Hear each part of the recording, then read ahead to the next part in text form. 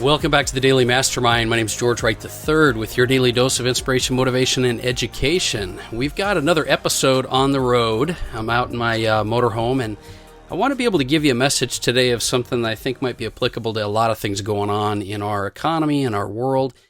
And it's 12 strategies for dealing with uncertainty in your life. You know, I've been reading a lot lately on this topic, and actually the quote of the day today by Tony Robbins is a great way to start this up. The quote of the day from the Daily Mastermind mobile app is, "Beliefs have the power to create and the power to destroy." Beliefs have the power to create and the power to destroy. And I really believe that. You know, our beliefs are our ability to either deal with situations or not have been, they've been created through our experience. And uncertainty is something that's pretty common out there in the world right now today. But uncertainty is a necessity of being an entrepreneur and for you to have growth and success in your life. And so let me add to that just a little bit. Your ability to allow and embrace uncertainty in your life is going to be in direct proportion to your amount of success and growth and prosperity that you have. You know, we can't grow or achieve inside our comfort zone. We all know that. And we can't achieve our best version of ourselves without growing to our full capabilities, which include outside our comfort zone. You know, Brendon Burchard is a best-selling author, and he wrote the book High Performance Habits, which I've been reading recently. And it's about, and he talks about our need and our requirement to deal with uncertainty if we want to create an amazing life. He said, certainty is the enemy of growth and high performance. Too many people want certainty among the chaos of the world. But certainty is a fool's dream, and thus the charlatan's selling point. Certainty ultimately blinds you, sets, basically fixed limits, and creates automatic habits that become predictable, bad thinking, and openings for your competitors to surpass you. He goes on to say, high performers outgrow this youthful need for uncertainty and replace it with curiosity and genuine self-confidence. So, we know that uncertainty is a good thing, but how do we deal with it? That's, easier said than done. So I was reading an article just the other day on Success, the Success magazine site. It's success.com, and it's an article from Michael Pytrak, and I think I pronounced his name right, Michael Pytrak. But he shared 12 secrets, or basically methods or ways for creating efficiency, and I believe dealing with uncertainty in your life. And so I just want to share those 12 messages with you here today. So these 12 secrets I'll kind of go through, and I'm going to add a little bit of commentary of my own. And I hope it's something that can help you to be able to deal with and ultimately, manage the uncertainty in your life, because the more you can allow uncertainty in your life, the more successful you're going to be. So secret number 1 is to clarify your purpose. And man, I've seen this so many times, mentioned from great thought leaders. Clarify your purpose, because when your purpose is clear, you're unstoppable.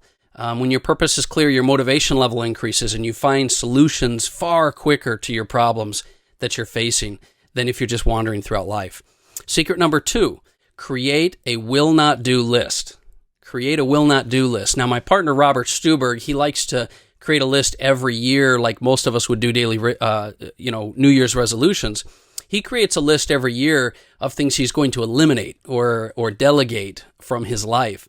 And I believe that when you get clear on your focus and you really dial that in, it makes it much easier to say no to new ideas and projects and things like that. But saying no is critical, and it's critical to creating the results in the life that you want. So it'll help simplify your life, and it'll help you to focus even more when you learn to say no.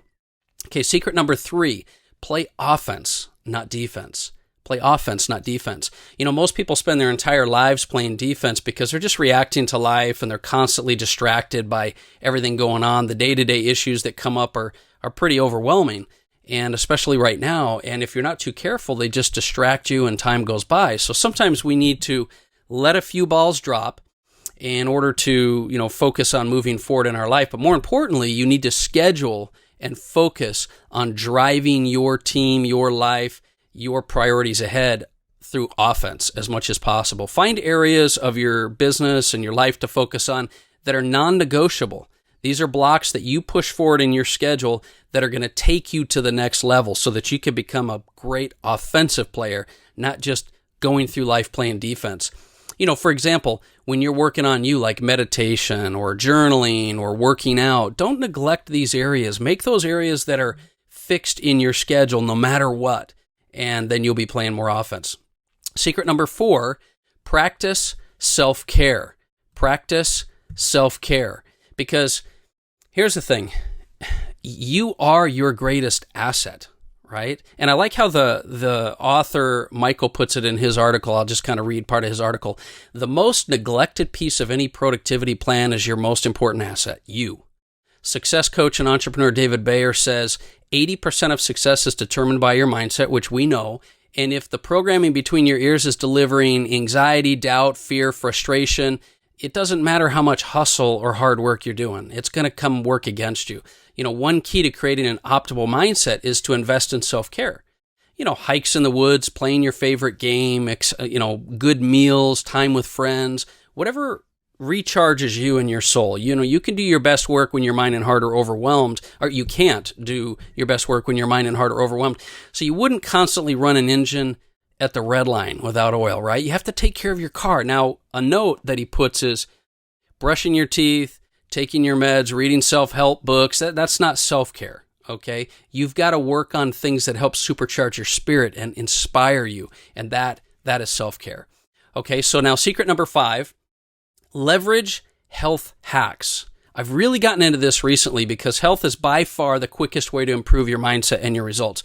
The mind and body connection is proven. It's proven there, and many, many people have talked about it. So find some great resources that'll help you get your health tips and hacks and suggestions. I read blogs from guys like Ben Greenfield and Tim Ferriss and others. But find ways to regulate your energy with exercise and supplements, and whether it's intermittent fasting or light therapy or getting out in the sun or getting outside. Get to know your body, get to know what works best for you, and get proactive. Take control of your physical health, and you will definitely see an impact on your levels of energy. And, just remember, when you can control these areas of your life, and you can control your workouts, you can control your ability to eat right, then when you're in times of uncertainty, you'll feel like you have a level of control over your life. And that's really, really important, to feel like you can create certainty in an uncertain world. So secret number 6, play to your strengths. Stop doing things you're not good at. We've talked about focusing inside your unique talent, which is areas that you're excellent and passionate about. But try to do everything you can to stay inside that area of unique talent, because most people spend their entire lives in areas that they're incompetent in, just because they have to earn a buck or that's their job. Or worse, this is the worst part, is that they spend their life doing things they're good at, but they're not excellent at. This is a recipe for unhappiness because you don't get the passion and fulfillment, involved with it. So focus on your strengths, focus on your unique abilities, and I promise you'll be able to plow right through uncertain times because you'll be driven by that inspiration and motivation. Now, secret number 7 is be the early bird. Now, I know we've all heard the phrase, and I have the worst time getting up in the morning, right? But the early bird gets the worm. So let me just kind of put it a little differently.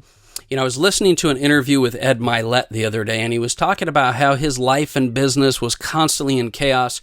Maybe you've experienced this, where you wake up and the very first thing, your mind already within 60 seconds is going to stress and anxiety and bills you got to pay and problems you got to handle. And then one day he realized, just the same way I did, that if you took control of the first part of your day and the end of your day, kind of like bookends on a bookshelf, you'd have a far bigger degree of control over your life, and you would impact the direction your life is going. So get a morning routine. I can't emphasize that enough. Create a morning routine that is non-negotiable. My morning routine consists of, meditation or journaling, and then a workout, usually the reverse order because it's hard for me to wake up without a workout, and then my affirmations and goals, and then I jump into my day. And I used to let people kind of send me messages and things during that time, and now I just block it, and it's made a huge difference on my life. So being an early bird or creating a morning ritual is a real big suggestion I have for you. Secret number 8, understand the maker's versus manager's schedule. Now, I really like this concept, so I'm going to read you what the author wrote about this. He says, the manager's schedule is comprised of 1-hour chunks where you run from task to task, but the maker needs clear half-day sessions to excel. So a coder and a writer can't do good work in an hour. They can barely get started in an hour. Side hustlers are makers and managers at different times, right? We tend to kind of go back and forth between the two. So a business only succeeds by creating value, and creation is easier in the maker periods. Wise entrepreneurs schedule maker time first thing in the morning when they're fresh. And Tim Ferriss simplifies this by saying, make before you manage. I really like that concept because you've got to have time to be creative and thoughtful, and then you've got to have productivity time. And you've got to learn when that works the best for you based on your energy level. Okay, let's go to secret number 9. Always be shipping. This is a tweak on a term that I like to hear. This particular secret is a really good one because one of the biggest problems that people have nowadays is that they plan, they overthink, they spend way too much strategizing, and they basically avoid the doing or the shipping the product part. They're planning the product, but they're not shipping the product. The key to success is to schedule time that you ship stuff. Send the email, call the client, post the blog, release your product, create content to post. But these are different, these are really hard times because this is when you fear, right? You fear criticism, critique, failure, all kinds of uncomfortable moments because when you're shipping, you're outside your comfort zone. But this is where the magic happens. This is where you grow. This is where you learn. This is where you succeed in life. And, Parkinson's law says that, your time will expand to fill in your schedule if you don't schedule it. So schedule these times, these productive times. You've got to schedule that time or else stuff in life is just going to fill it in, okay? Now, secret number 10 is overlap your efforts. I love this one because I've always loved the idea of diversification, but doing it in a synergistic way. One reason I started this podcast is I realized I needed to accomplish ways to grow with personal development and financial education for me, but I figured I could, there's no better way to do that than to do it while I'm building a brand, getting out a message, helping other people, helping other entrepreneurs, and expanding my business with my, educational and financial companies that I consult for. So I do all of that by doing the podcast, right? So I don't need to charge money for the podcast because I'm accomplishing all that already. So find ways to follow your passion while also creating results in your life and in your business. This is a great way to deal with uncertainty because you have multiple things happening in your life and things can happen for your benefit. Okay, secret number 11 is mind the analytics. Look, this goes back to keeping score. You can't hit a target that you don't set. So we've talked about this before. You've got to have a scorecard. Now, there's a fine line here because I tell you not to keep watching the scoreboard because you got to be in the moment. You got to be playing in the game. But there's no use playing a game that you don't know if you can win because you're not keeping score. At the same token, you've got to balance that. So the best way to do this is to create KPIs. If you can create key performance indicators, things that you can track your business by, then there's a scorecard, there's a scoreboard, but you don't have to keep fixated on it. So for example, in an event company that I work with, we track registrations and show-up rates and sales and things like that. If you have a telesales or a call center, you might be tracking, contacts and dials and talk time and productivity. And, or you may have, a sales company or a business and you're tracking your key financial metrics like cost of goods and margins, or you're tracking your sales numbers or revenues. Have those key performance metrics, have a scorecard, but it's far easier for you to run your day than when you're wondering if you're being successful. Brendon Burchard measures, for example, the key areas of his life from emotions to relationships and things on a scale from 1 to 10 every single week. It's another habit that I picked up from that book, High Performance Habits, that he wrote. There's ways for you to be able to create a scoreboard without being fixated on it. So you need to do that. And that leads us to the last secret number 12, which is adjust your sales. Now, the author wrote, when he was a general in World War II, Dwight Eisenhower said, "No plan survives contact with the enemy." The same is true off the battlefield because no business or life plan stays intact once we start. The process of planning and all this type of stuff, it all changes once we start because the reality is life's going to surprise us, right? So if you're willing to keep a scoreboard, you also have to be willing to make adjustments as you determine and measure your life. And this is really important because this helps you to understand that, number one, you've got to stop trying to figure it all out before you start.